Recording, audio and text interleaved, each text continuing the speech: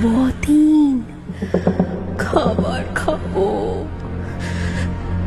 যে সে খাবার নয়, মহা ক্ষুধা আমার। আমাকে জাগিয়েছ অনেক কাল পরে আর জিজ্ঞেস করছো অতীন।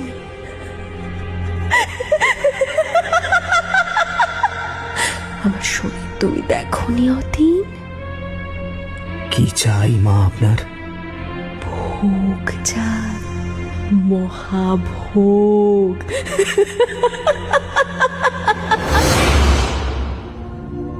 ইনি যে সে দেবী নন, ইনি দশ মহাবিদ্যার নবম মহাবিদ্যা, ভয়ঙ্করী দেবী মাতঙ্গী।